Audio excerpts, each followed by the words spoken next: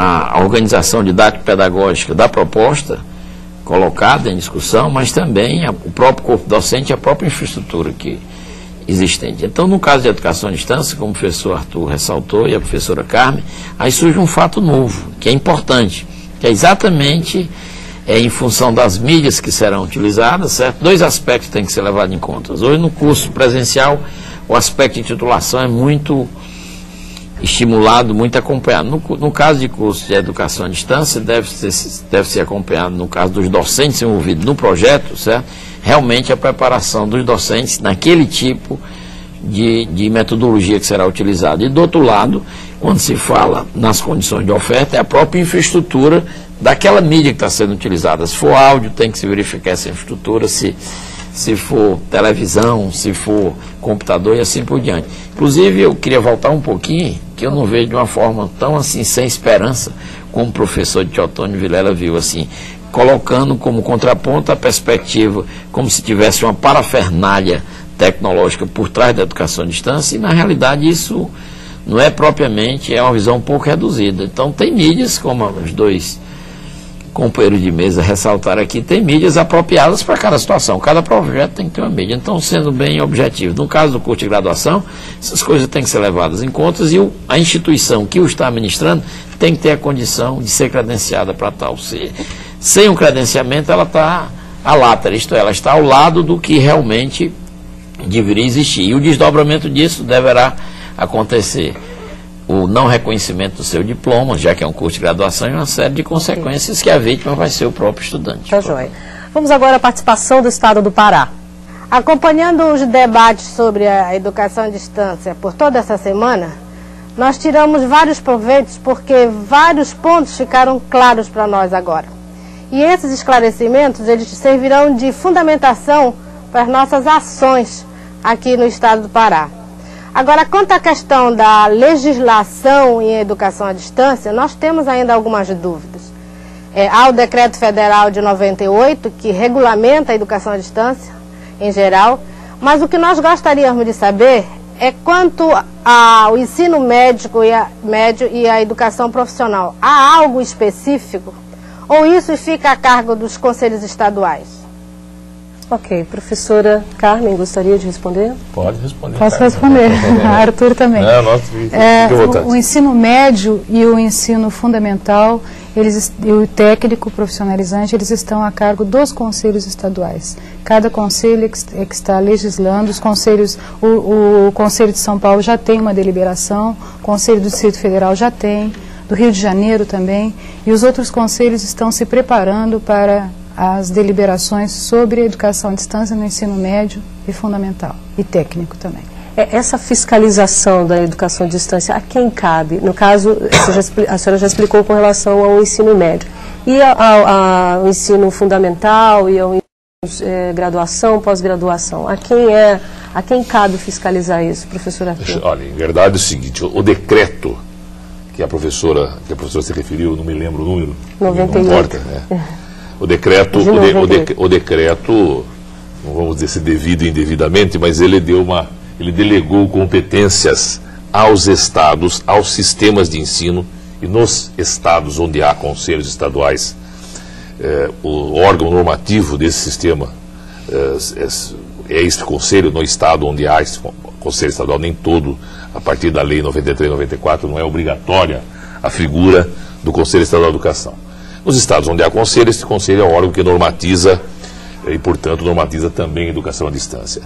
Com relação ao nível superior, leia-se graduação e graduação, isto ficou no nível federal, isto ficou sob a responsabilidade, no primeiro momento, do Conselho Nacional de Educação, do qual o professor Roberto é o presidente atual, certo? E portanto, em nível federal.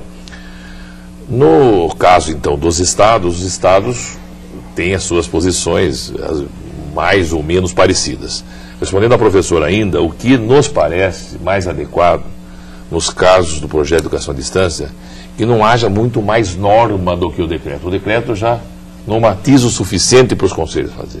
O que precisa é montar um aparato em cada sistema para analisar os projetos, se são projetos adequados ou não. E um projeto adequado precisa ter uma proposta pedagógica adequada, precisa ter um pessoal capacitado, tanto quanto no ensino superior, um pessoal capacitado para implementar aquele projeto. Precisa haver um material didático adequado ao projeto e precisa ter um sistema de avaliação confiável. Minimamente, esses 4 pontos têm que ser analisados no projeto.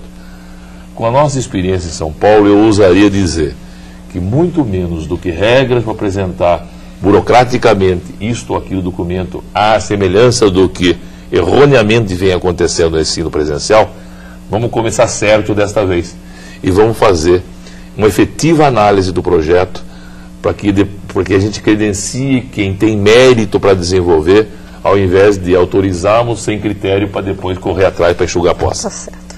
Nós temos agora a participação da professora Tânia, aqui do Rio de Janeiro.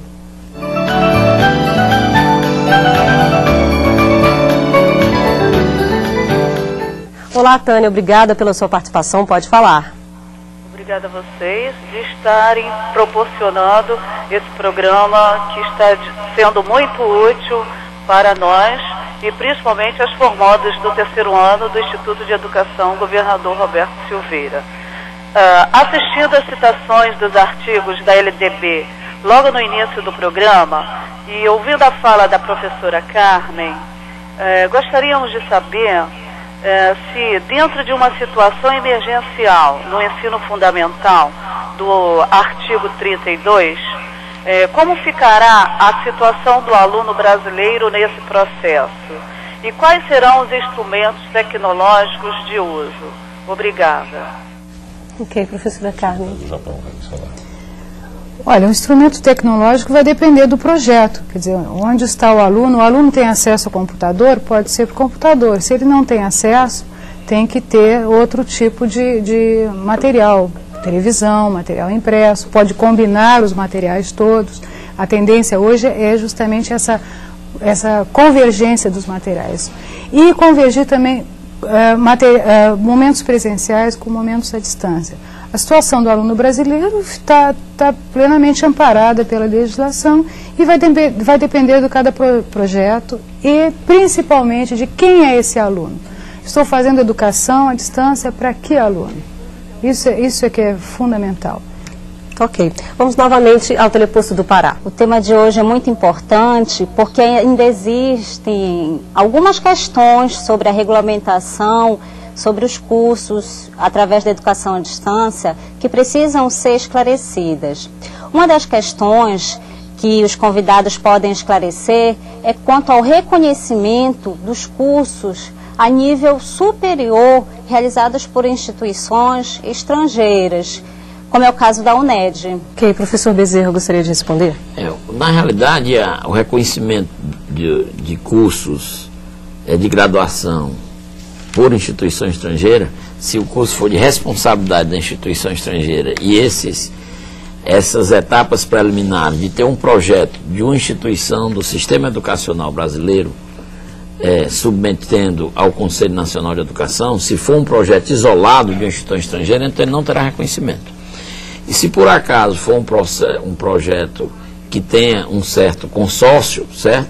Ele também, se for, por exemplo, em nível de pós-graduação, ele vai ter que passar por todos os trâmites necessários para aquele devido reconhecimento. Então, eu diria de uma maneira assim, bem objetiva, eu não conheço a instituição, não conheço o projeto, mas eu diria que esse projeto está fora do sistema no que se refere ao seu reconhecimento de diploma. Inclusive, eu tenho também conhecimento no nível de pós-graduação de algumas instituições estrangeiras que estão ministrando cursos em nível, inclusive, de doutorado, no sul do país, à distância, certo? E esses cursos são reconhecidos pela própria entidade que tem toda a responsabilidade do sistema de avaliação da pós-graduação, que é a CAPES. Ok, vamos agora à participação do Estado de Pernambuco. Bom, eu queria inicialmente parabenizar a iniciativa do programa. Efetivamente, a questão da educação à distância é extremamente atual e deve ser discutida. Eu queria retomar um pouco a discussão do papel da universidade nesse panorama novo que está se abrindo. A experiência que nós temos aqui em Pernambuco, na Universidade Federal, é uma experiência que aponta para sistemas mistos, não necessariamente à distância, totalmente à distância. E, sobretudo, em cima da questão tecnológica que já foi levantada, o problema que eu queria levantar é se o que a gente deve garantir nas normas é a qualidade da interação professor-aluno, independente das plataformas tecnológicas que são empregadas. Porque me parece que não há possibilidade de haver, de fato, ensino, educação, sem que haja interação garantida. Então, tecnologias que não garantam essa interação deveriam ser excluídas do processo, pelo menos de um processo de qualidade. Ok, professora Carmen. Paulo, você levanta uma questão extremamente importante.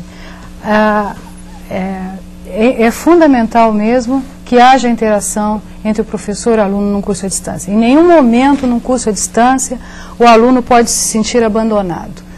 E, independente da mídia escolhida, ele tem que ter esse apoio, essa tutoria.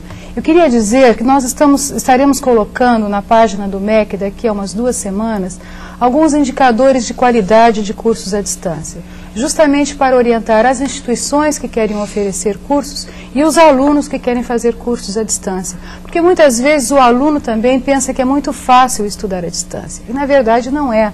Tenho que organizar meu tempo, tenho que ter independência, tenho que saber estudar bem, tenho que ter autonomia para buscar o conhecimento, para interagir com o tutor, interagir com colegas que estão distantes. Então, não é fácil estudar à distância. E por isso nós estamos levantando e vamos apresentar para a sociedade discutir 10 indicadores de qualidade de cursos de graduação à distância. E um deles é exatamente essa questão da interação professor-aluno. Este é um dos pontos fundamentais que tem que estar presente em todo o projeto de educação à distância. Em qual, essa página são todos os níveis que vão estar lá, de ensino fundamental, ensino médio superior? Não, só... o MEC não tem atribuição legal de legislar sobre o ensino fundamental e médio. Os indicadores estarão lá para cursos de graduação à distância. E pós-graduação também, não? A pós-graduação está sendo discutida com a CAPES. Ok. Bom, daqui a pouco nós voltamos para debater a regência de classe para professores que trabalham em programas de educação à distância. Até já.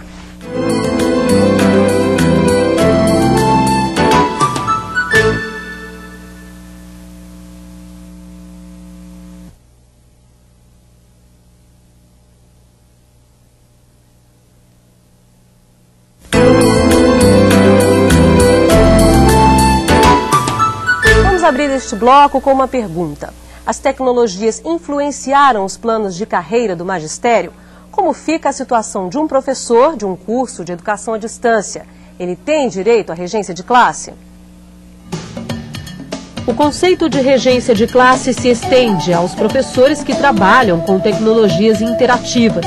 A regência é garantida aos educadores que desenvolvem projetos em laboratórios, atendendo a alunos ou a outros professores. As tecnologias usadas na educação criam novas necessidades. Por exemplo, como serão avaliadas e certificadas as competências de professores e alunos em programas realizados à distância.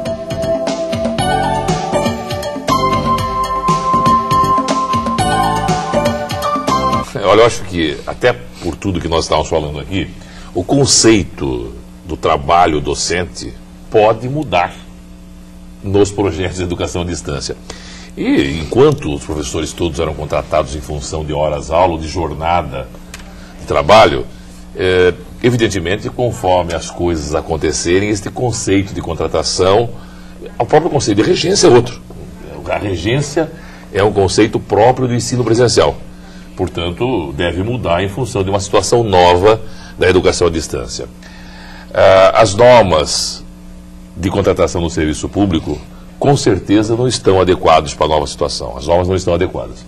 Mas, com certeza, nós vamos passar por um processo em que essa nova situação funcional do professor será abrigada por uma normatização que contemple uma nova atuação profissional. Não se pode vestir na camisa velha uma situação nova. Quer dizer, quem muda de time assim, ele muda do Vasco para o Flamengo, do Flamengo para o Vasco. Mas nós aqui vamos ter que ter uma regra, uma conduta nova, talvez mais flexível, que resolva, inclusive, algumas das amarras existentes nas regras de contratação do professor no serviço público, que já eram ruins para o ensino presencial e absolutamente inconvenientes para projetos de educação à distância. Tá certo. Nós temos agora uma ligação do Amapá.